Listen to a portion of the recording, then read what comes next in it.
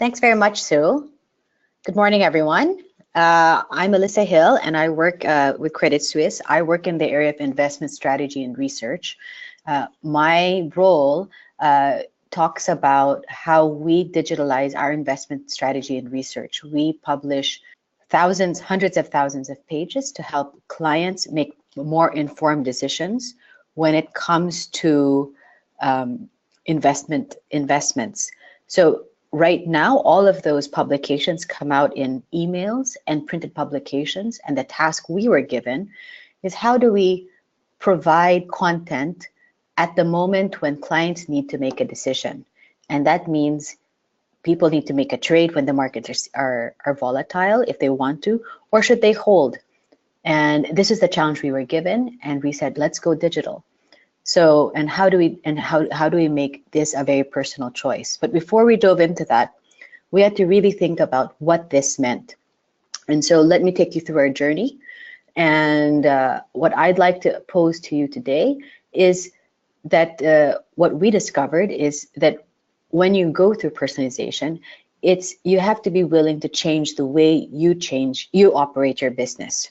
So without further ado, let me go through it right now.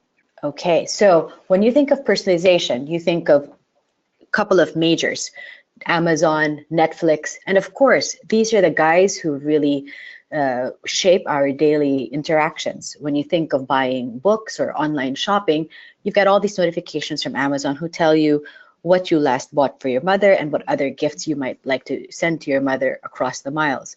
And then you get these digests from Netflix who tell you about what's trending and what other content you'd like to watch. And sometimes we forget that somebody like Netflix started off as a DVD rental store that sent DVDs to homes.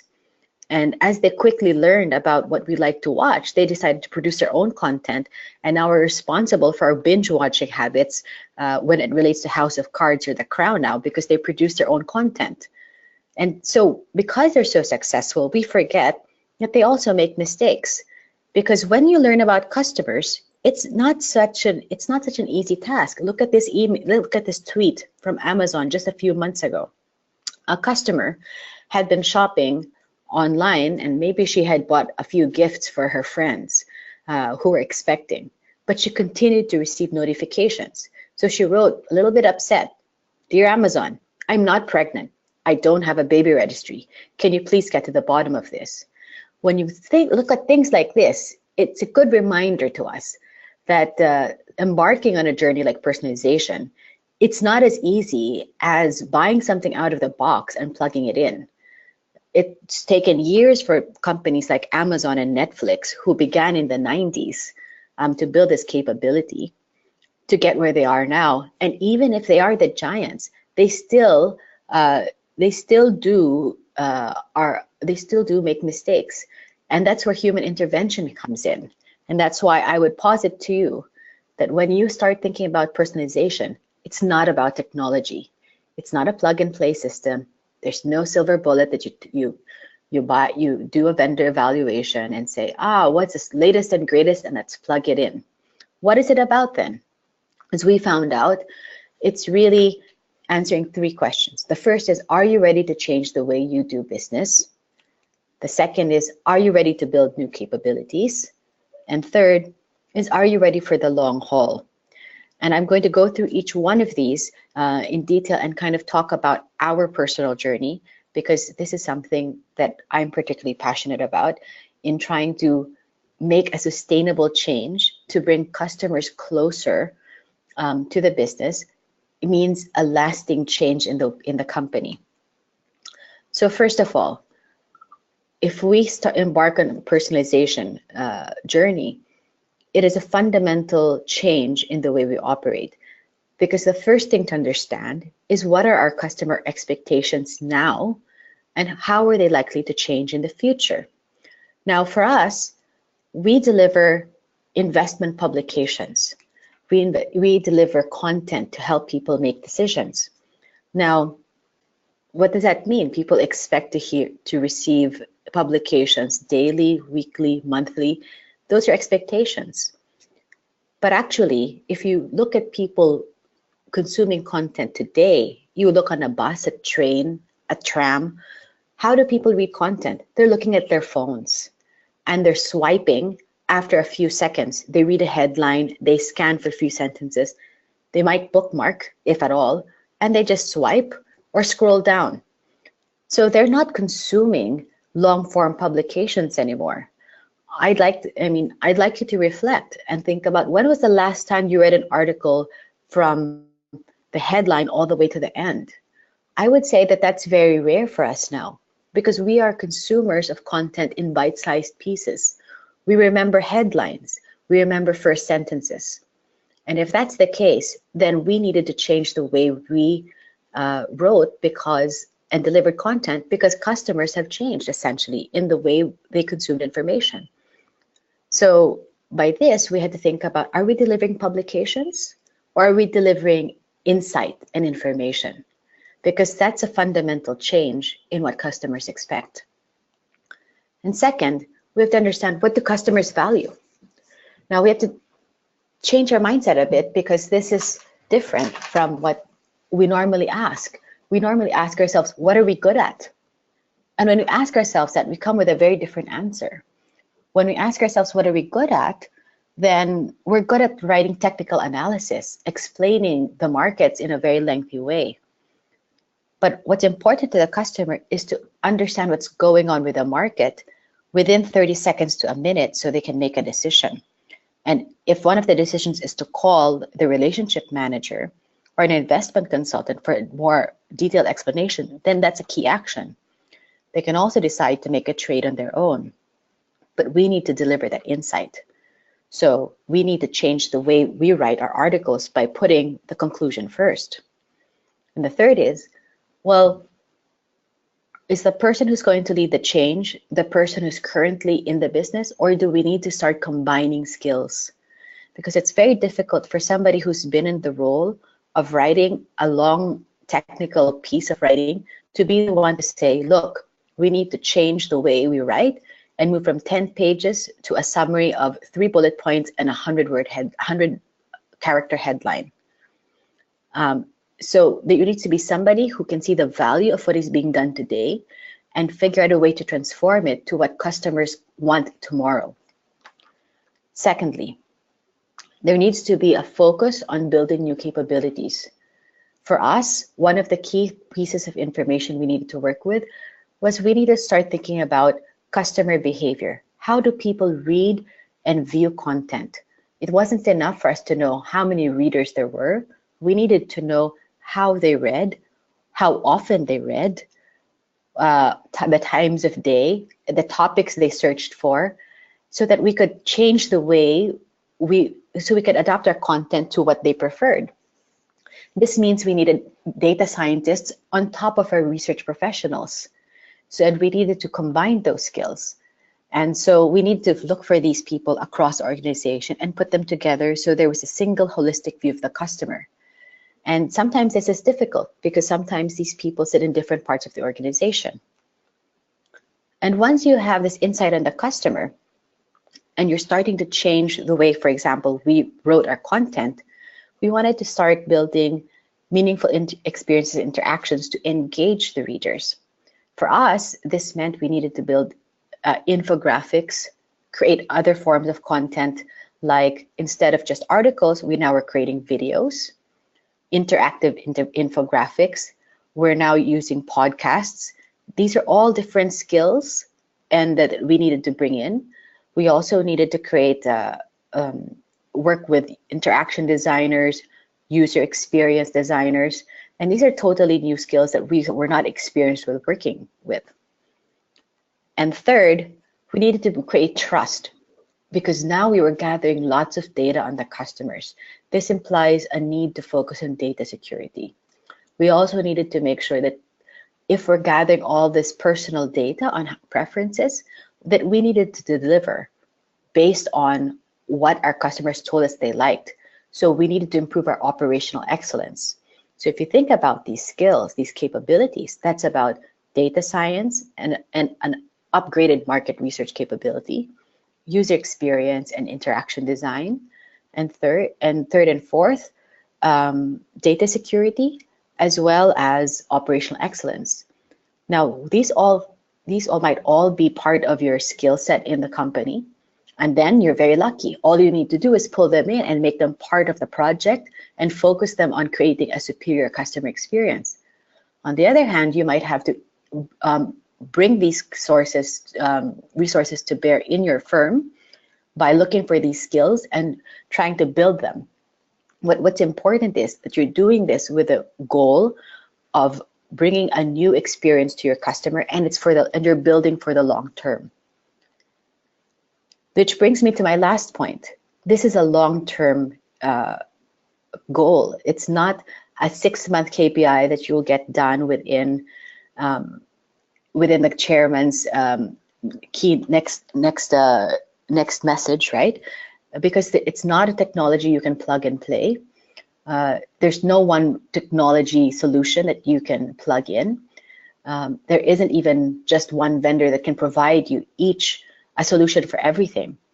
Because fundamentally, when you're trying to get closer to the customer, this is a people issue. So there needs to be a people change. There's a change in mindset. There's an upskilling. And then there's a deeper understanding of the customer. And what do you do once you know the customer more?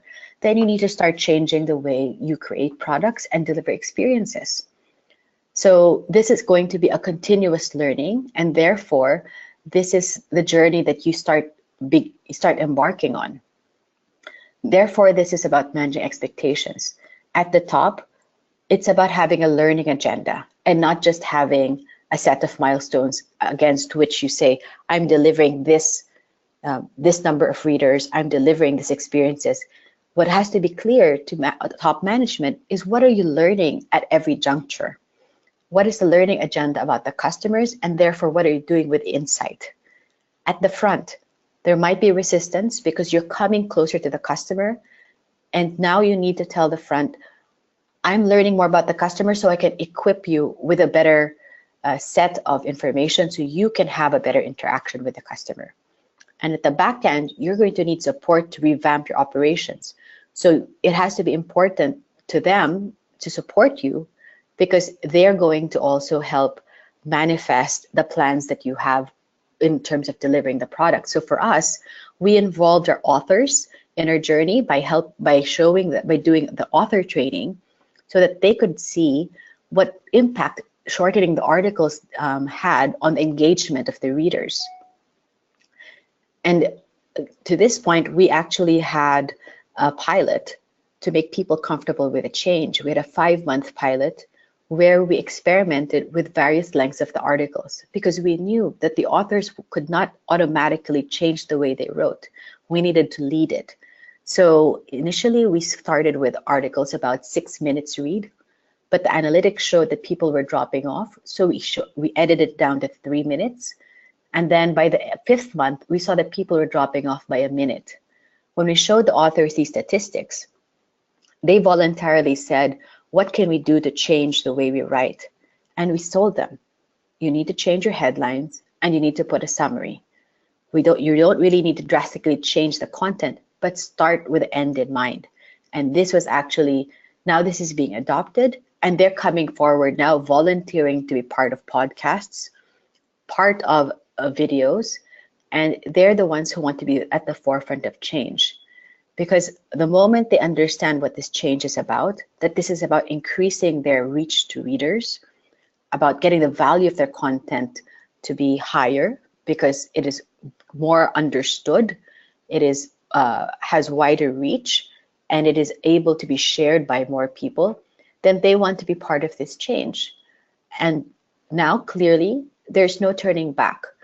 And yes, I mean, I would argue this is not an easy process, but it is worth it. And in the end, if you plan it, then personalization becomes a sustainable way to come closer to your customers.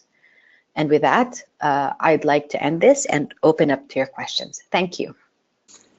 Thanks very much, Melissa. So if you're in the audience and you've not typed your question in, now is the time to head to Twitter, type your question in and put #NewMR at the end, or the GoToWebinar question box. Please type your question in there. So Melissa, here's the first question that I've got. What strengths do you think insight professionals bring to the personalization process? And was there any resistance to hearing advice from market researchers? So first, let's take the first question. What strengths do we have? Well, as an insight professional, I have the point of view of what it's like to, number one, I am in the customer's shoes. So I bring the customer point of view to the process. And yes, it can be a very technical process, so people can always think about technology, but once you put you are the voice of the customer and you put the customer in the room, it becomes, that's where the power of personalization comes in. So you actually you can drive that process. Because at the end of the day, when you embark on this is about getting close to the customer. That's essentially what it is. You shouldn't get swayed that this is a technology change. This is a people change. And it has to be centered on understanding behavior, measuring behavior, and changing behavior. And therefore, as an insight professional, we know behavior more than anyone else. So we have the seat at the table. And was there resistance? Of course, the resistance. You're trying to change the way people do their jobs, but that's also why we know how to kind of get over that, because we understand human behavior. So by presenting the insights in a way that in a process and helping them be part of the change, because you know what you can kind of see. This is almost like being in a live FGD. That's kind of how I felt, right? With different authors, then you can kind of help model the behavior that you want. You take them along the process. You think of it as being part of a co-creation with them for the next 3-4 months. And you design it this way. And you talked about being on a learning journey, which I think is a really nice way of describing something like this. And I'm imagining you've learned an enormous amount of, lessons along the way. If you went back to the beginning now, knowing what you know now, were there any big changes you would have made to how you approached the whole process? We're still on the process. We're not done yet. So I think one of the things that in terms of changing, I think I would have probably involved IT a little bit more to make them much more aware of much more part of the design process in terms of personas, instead of, because what we did was we designed the user personas independent of IT. And I think if you want the back end to be part of the process and embrace it faster, everyone has to be part of it. And what happened there was that the user experience team designed the personas together with my team because it seemed expedient. But now that we're in the change process and we need to roll this out, it would have been better if the back end team, the IT, and all the operations fully embraced the user journeys, because then it would make the understanding and the operationalizing of this much faster, because it's about making sure everybody lives and breathes the customer journeys, right? So I don't have to repeat it. They should know it as well as I do. That makes sense. That should be the goal. Okay, here's another one, which I'm sure a lot of other people will be thinking about too. How do you keep people on track when it's such a long road, and especially when you've got people who are really impatient for results and findings? So what we've been doing is every month we have a newsletter that talks about the progress we're making, and it's different. Sometimes we share progress about, for example, we talked to 10 relationship managers and 10 clients, and what did they like about the pilot? Or we talk about, what are some of the authors' problems? So we use different lenses and we talk about it. So every month there's something that we talk about, and part of it is just to maintain interest and engagement in this particular journey so that people realize that it's important and that they have something to contribute, and that it's not just our team that's driving this, but it's really everyone's, it's a change for everyone. So, and it's also been a lot of coffees and lunches with different parts of across the bank to make sure that informally it's on people's minds, to make sure that we have support, and also a lot of demos. We've been doing a lot of demonstrations to make sure it's something that's relevant for people. So we do a lot of backyard tests as well, which is important because you need to make sure people, it remains relevant because it's a long process, as you said. So it's really a long game. You need to have a map of what you want to do and who you need to talk to. And it's a very strategic question, actually. And it's something we pay attention to. Thanks. I think we've got time for maybe one last question. And if we get this one answered, we will have answered all the questions. So it feels like a good time to close it. When you developed the business case for moving to a personalized customer relationship, how did you estimate the ROI? Or did you? So there's so we did an ROI. It was more of an impact.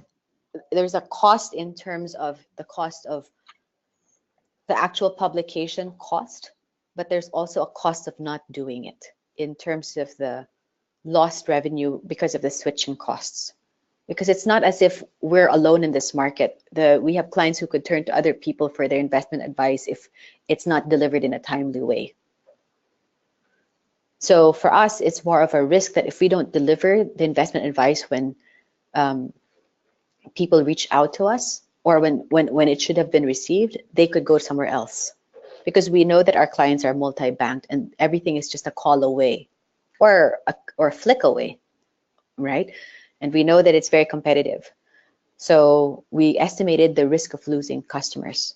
Because for us, this is, and for many people, I think, this is the way we should be looking at it.